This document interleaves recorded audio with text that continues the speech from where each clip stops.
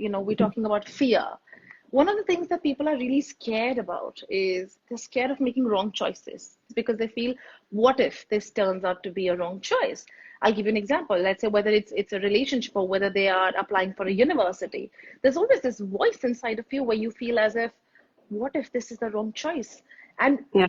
because they're so scared of making the wrong choice, they end up making no decisions whatsoever. And of course, there's loss aversion that's at play here. But what would you like to tell somebody? How can they improve their decision making skill? And how can they work around this whole fear that they have?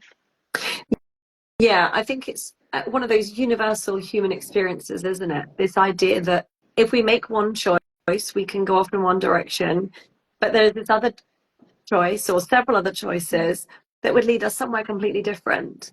And yet we couple that with this sense or this misconception that there is one perfect set of choices. And that if I get all those choices right, everything will be okay and life will be good. And it just doesn't really work like that. I think some of the stuff that I talk about in the book is this idea that every choice you make, every path that you take will have benefits to it, but there will also be a cost to you in some way, not financially, but in terms of things you didn't do or things you decided to leave behind. And that's okay. There isn't a path where there are no regrets. I think you almost have to, and I can't remember the guy's name that I quoted in the book now. I'll say what I think of it, but it's in there. But it's about choosing the regrets that you can live with, and noticing that So when I talked about the example of, if I chose to just put everything into kind of, work in these kind of years and leave my children, I know that I just couldn't live with that kind of regret.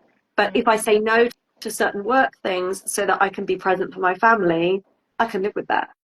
That kind of regret, there might always be that sort of, oh, what could you have managed to do if you'd have said yes to everything? There's always that going to be there. And I know I can live with that totally because I have that clear sense of values. And I think, so when you're talking about making choices, the best thing to do is those values exercises.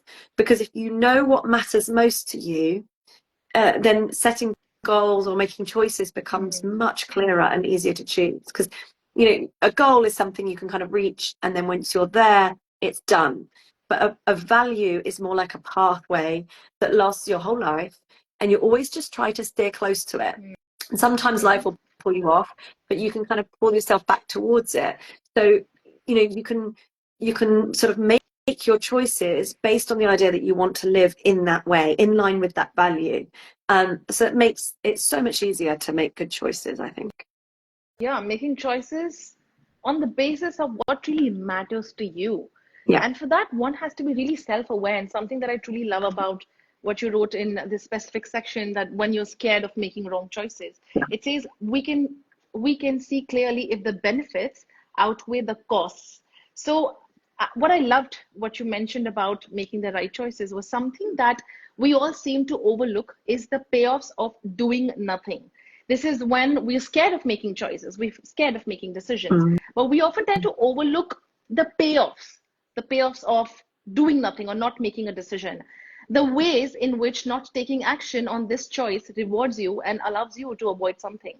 Once you have identified those payoffs, you can get honest with yourself about what inaction is costing you, and will continue to do so over a lifetime.